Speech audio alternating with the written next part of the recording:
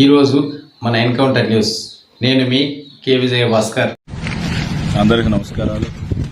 ఈరోజు శ్రీకాళహస్తిలో నిన్న జరిగిన ఘటన, అది ఇరు పార్టీలకి బ్యానర్లు కాడ గలాటేసుకొని వీళ్ళ బ్యానర్లు వాళ్ళు పెరగటం, వాళ్ళ బ్యానర్లు వీళ్ళు పెరుక్కుంటున్నారు.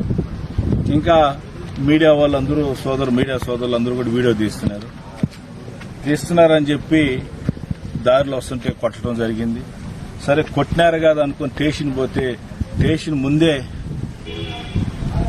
పోలీసు చూస్తానే మళ్లీ కొట్టడం జరిగింది.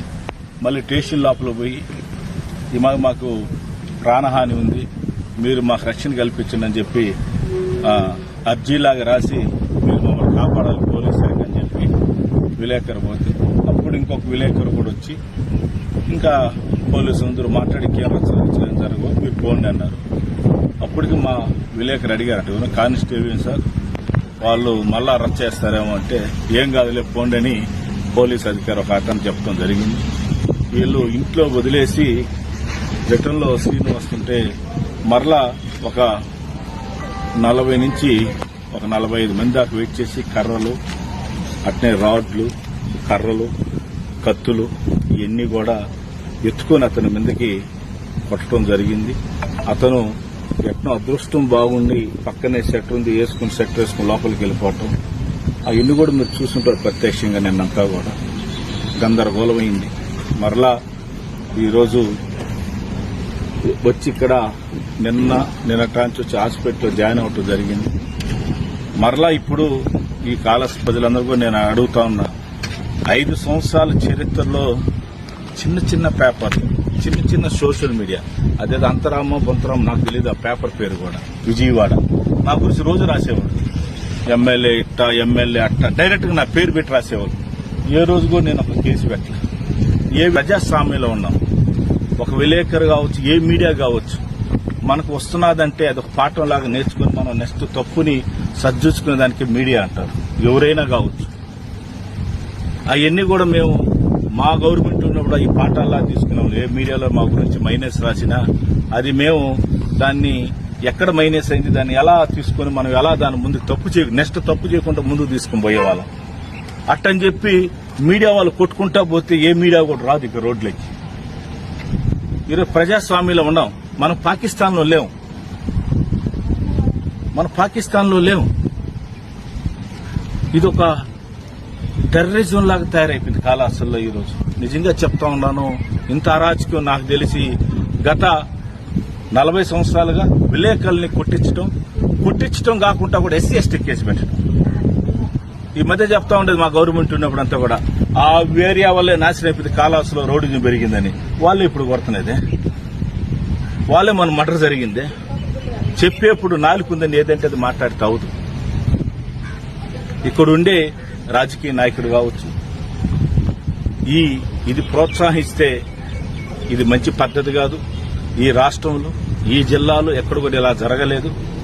ఒక విలేకరుని కొట్టేది కానీ మళ్ళీ ఇంకొక విలేకరుని కొట్టడం, మా గురించి ఎవరు రాయకూడదు. ఎంతో మంది పెద్ద నాయకులే మీడియాతో పెట్టుకుని ఏమైపోయినారో మనకు తెలుసు. ఏది శాశ్వతం కాదు. నేను కూడా 20 సంవత్సరాలు ఉంటాను అనుకున్నా, ఏమైపోయినానా 5 సంవత్సరాలు మళ్ళీ ఇంట్లో వచ్చి కూర్చున్నా. ఏది శాశ్వతం కాదు. ఈ అరాచకాలు ఇది మంచి పద్ధతి కూడా కాళహస్తి ప్రజలకి.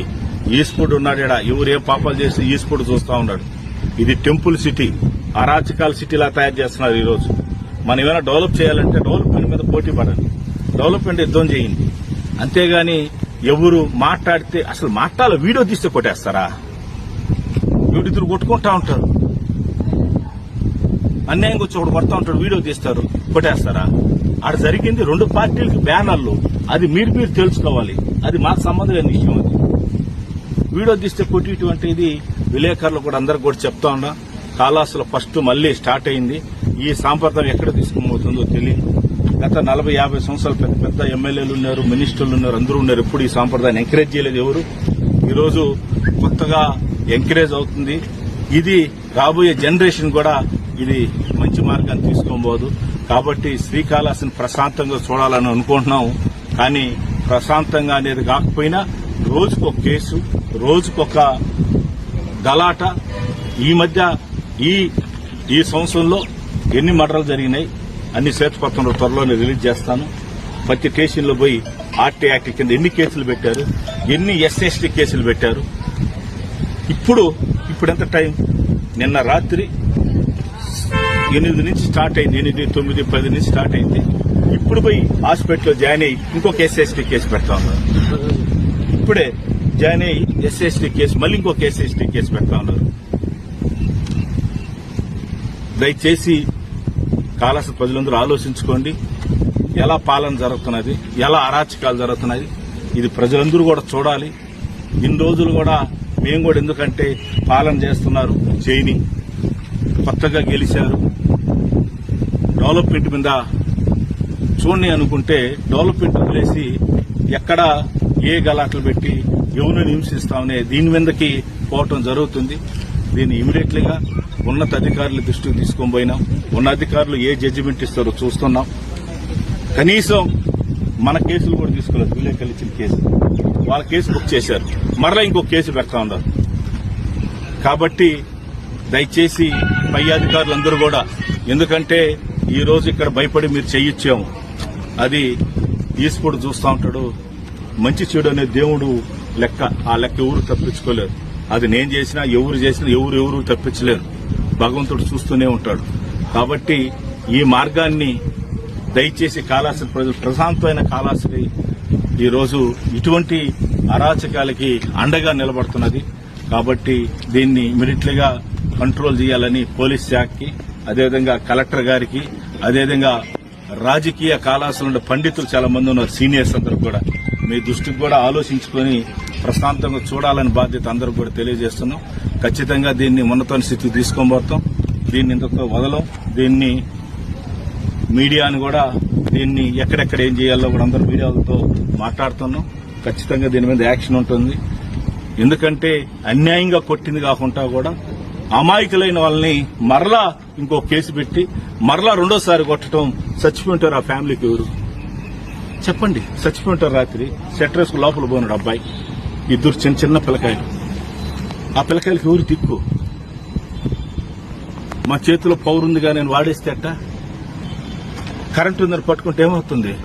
పోయినాడు పోతాడు. నా దగ్గర పవర్ ఉంది, నా దగ్గర శక్తి ఉందంటే నువ్వు కొట్టేప్పుడు వాడు ఎక్కడ తగులుతుందో లేదు, గబక్కన తగని చోట తగిలితే ఏమైపోతుంది?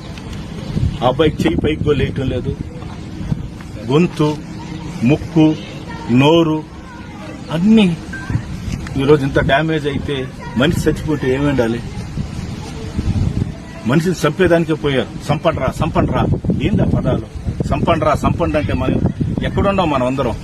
దయచేసి శ్రీకాళహస్తి ప్రజలందరినీ అడుగుతున్నా, ప్రశాంతమైన కాళహస్తి ఉండాలని కోరుకుంటున్నా. దయచేసి ఇటువంటి సాంప్రదాయం ఇన్ని రోజులు రాలేదు. మీడియాను కొట్టేది, రాజకీయంలో రచ్చలేసుకోవచ్చు, రాజకీయంలో కేసులు పెట్టవచ్చు, అవన్నీ జరుగుతూ ఉన్నాయి. కానీ ఇది ఫస్ట్ టైం ఇది ఇంత అరాచకం అనేది. కాళహస్తి ప్రజలందరూ కూడా ఆలోచించండి. దయచేసి దీన్ని సీరియస్ గా ఉన్నతాధికారులు చూడమని తెలియజేస్తున్నాను.